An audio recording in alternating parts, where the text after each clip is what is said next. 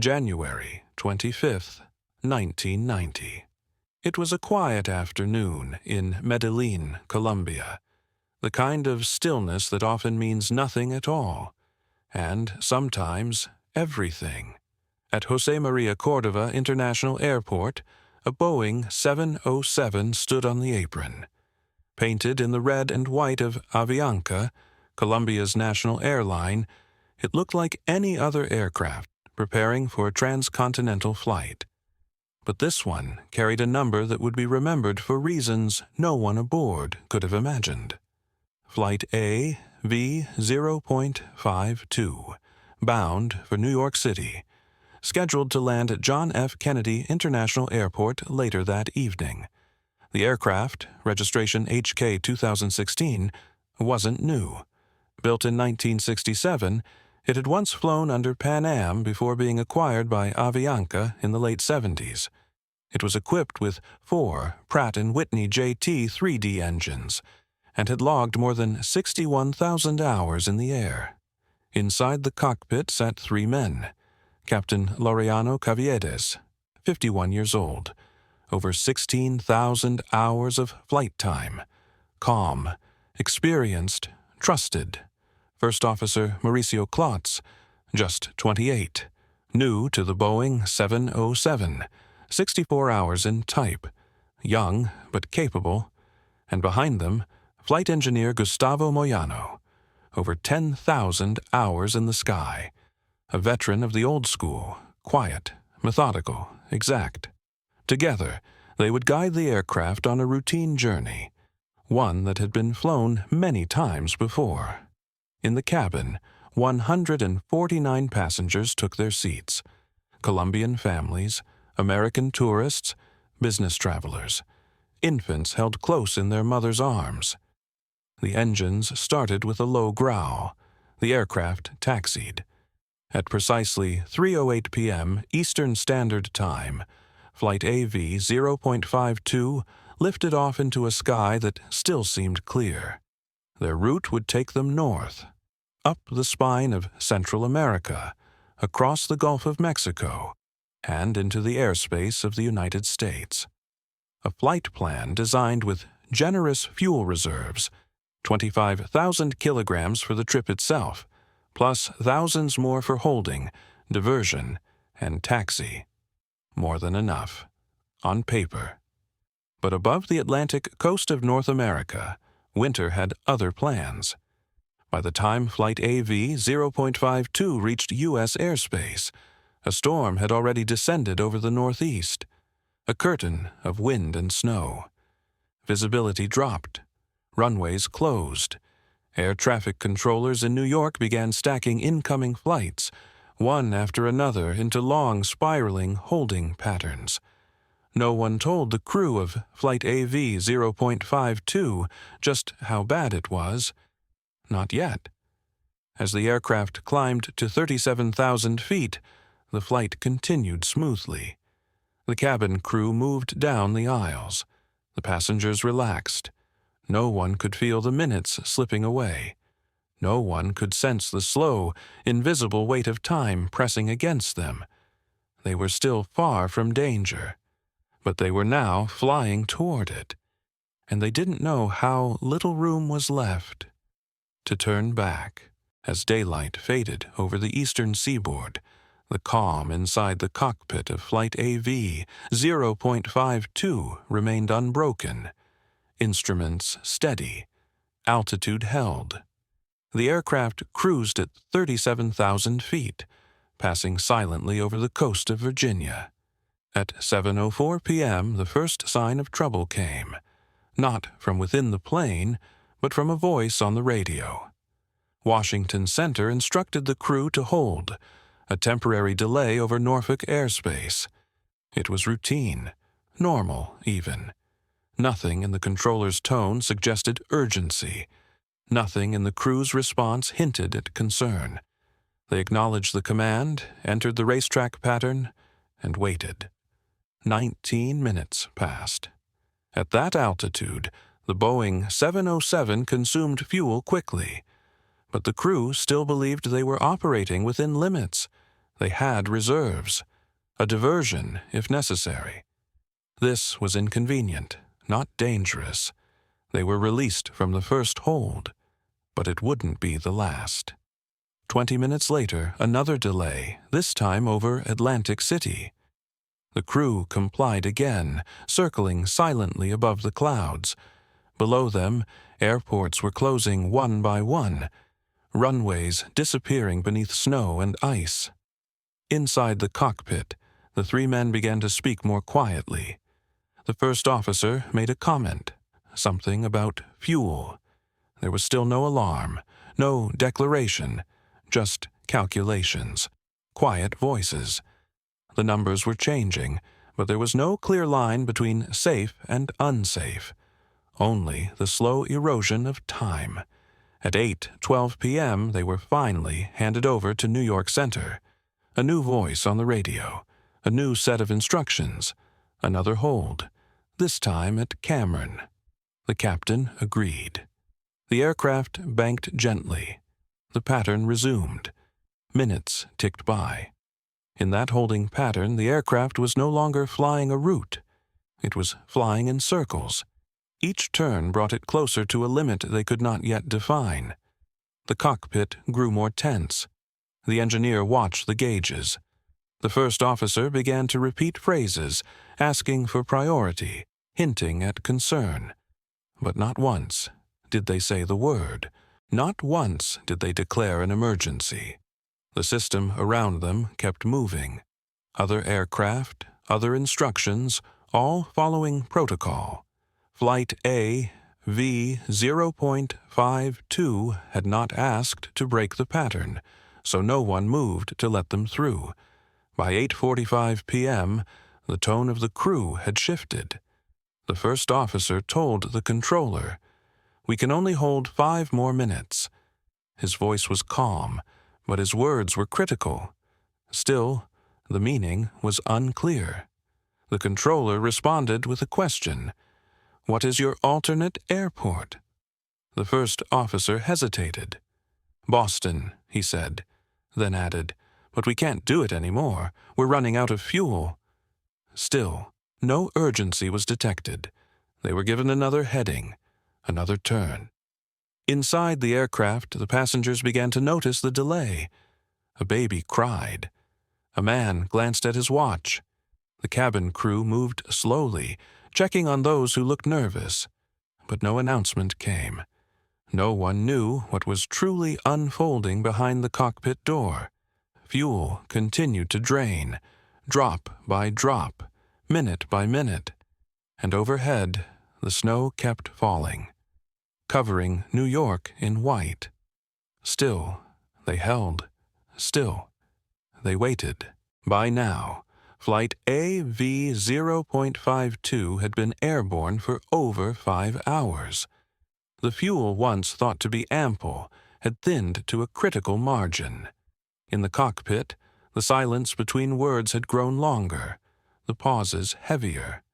Flight engineer Moyano monitored the levels with increasing concern. The numbers weren't just low, they were falling faster than expected. The longer they held, the closer they came to exhaustion. At 9:05 p.m., the aircraft was cleared from the holding pattern and directed toward JFK for final approach. It felt like a breakthrough, a relief. The crew shifted into landing configuration. The checklist was reviewed. Landing gear down, flaps extended. A glimmer of routine returned. But just beneath it, tension pulsed. The wind had shifted. Ground reports warned of wind shear near the airport. The approach would be unstable. The instruments flickered with crosswinds and drift. Still, they continued. The lights of New York glowed faint through the snow. They were close. Too close to give up. Too far to reach cleanly. At 9:15 p.m., they attempted their first approach to runway 22 left. The glide path wasn't stable. Gusts pushed them off course. Visibility dipped. The aircraft descended through 2,000 feet, then 1,000. Below 500, the runway remained hidden. The captain made the call. Go around. They powered up, climbed, turned away. And at that moment, reality set in. There was nothing left to climb with. No fuel to try again. One engine began to sputter, then another. The crew informed the tower, "We are going to try again, but we're running out of fuel." It was said clearly, but not officially. Still no Mayday, no fuel emergency. The controller asked them to maintain 2,000 feet, turn left, line up again. The cockpit became urgent. The engineer called out engine readings. The first officer struggled to make himself understood over the radio. The captain, hearing the responses, standard, procedural, grew impatient. "Tell them," he said. "Tell them this is an emergency." "I told them," the first officer replied. But he hadn't. Not in the way that mattered. Not in the language the system listened for. In the final minutes, 2 more engines flamed out. The flight controls became sluggish. Instruments began to fail. The lights in the cabin dimmed. There were no announcements, no time, no words left. At 9:34 p.m., the last of the fuel was gone. The aircraft had lost all power. And still, they were trying to fly, trying to bring 158 souls down safely into a city already asleep, unaware of what now moved above it in silence. The lights went out first, not all at once, but in a slow, failing rhythm, instrument by instrument, system by system, as if the aircraft itself was preparing for what the crew could not yet say out loud. Total power loss. Flight A, V0.52, once steady and sure above the clouds, was now gliding, blind, through the cold night air above Long Island. There was no thrust, no ability to climb, only the lift already carried in its wings, slipping away with each passing second. Below, the lights of Cove Neck shimmered faintly through the trees. A quiet neighborhood. A narrow patch of earth surrounded by darkness. Families inside their homes, unaware of the shadow above them. No one looking up. No reason to expect what was coming. Inside the cockpit, the final moments were a blur of motion and silence. The captain pulled back gently on the yoke, trying to maintain attitude, trying to stretch what altitude remained. The first officer called out headings, though they were no longer relevant. The engineer, his hands trembling, called out engine readings that had already reached 0.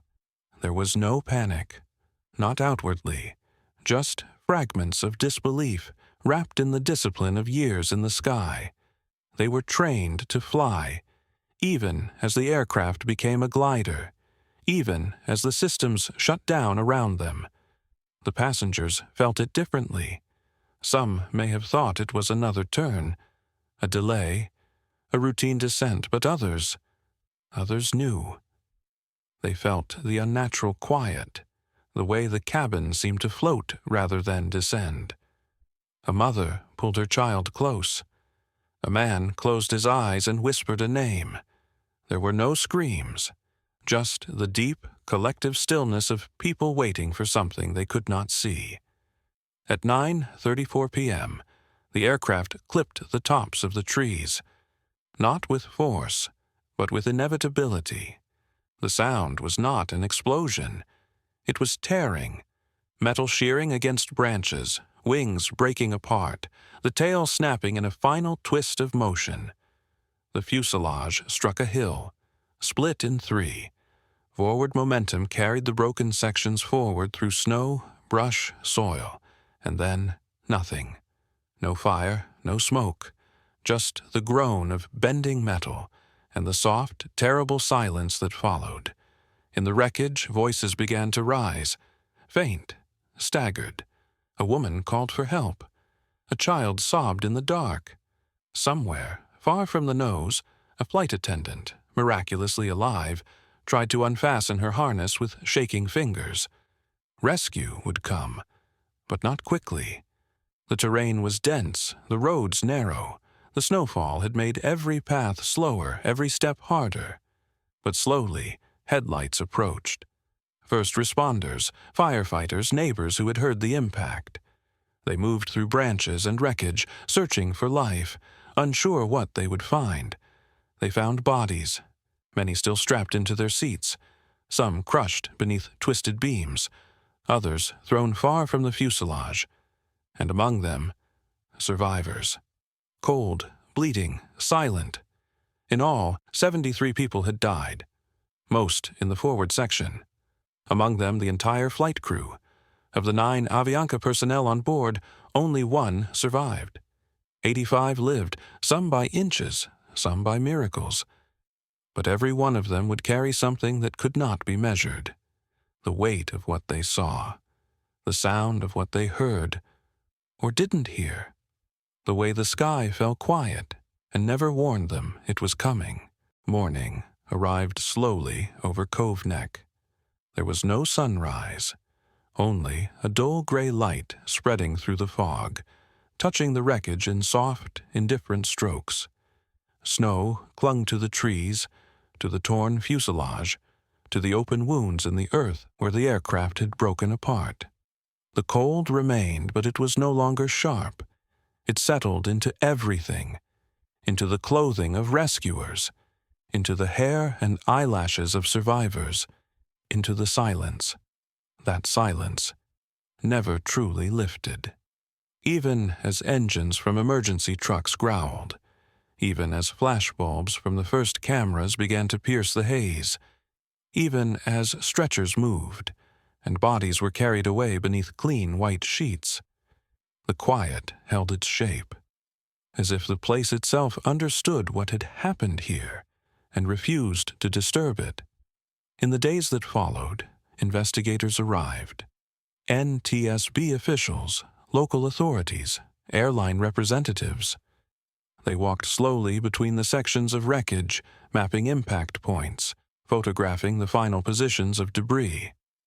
There was no fire damage to obscure their work, no blackened metal, no melted wire, just broken steel, clean tiers in aluminum, and a cockpit that told a story in fragments. They recovered the flight recorders. From them, they began to assemble the timeline and the truth. Flight A, V0.52 did not fall because of mechanical failure. There was no sabotage, no storm that pulled it from the sky. The aircraft had flown exactly as it was designed to, until the fuel was gone. The cockpit voice recording revealed something more painful than chaos. Order. Throughout the final hour of the flight, the crew remained composed. They followed checklists, coordinated with air traffic control. They made requests, updates, suggestions, but not once, not clearly, did they declare an emergency. They spoke of fuel, of holding, of diversion. They said, "We need priority." They said, "We can't hold much longer." But they never crossed the line into unmistakable distress. They never said Mayday. They never said the words that would have stopped everything else in the sky. And so, they were treated like every other aircraft. Routed, sequenced, delayed. The system didn't fail them maliciously. It followed protocol. It listened for certain words. When those words didn't come, it moved on. The NTSB called it a breakdown in communication. Not technology, not discipline, but language, culture, assumptions. The captain may have believed their situation was understood. The first officer may have thought he had spoken with enough clarity. But clarity is not just about words. It's about what those words mean in the ears of those who must act. And that meaning was lost. After the report was published, changes were made.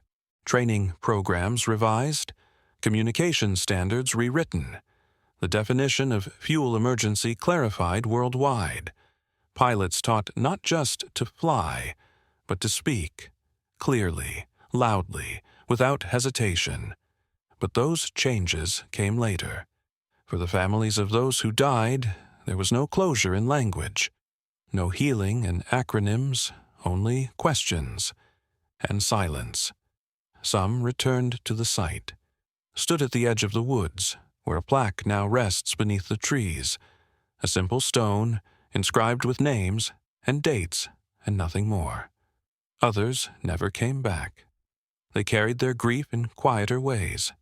A folded newspaper, a seat assignment never used, the memory of a final phone call, a final smile, unknowing, unhurried.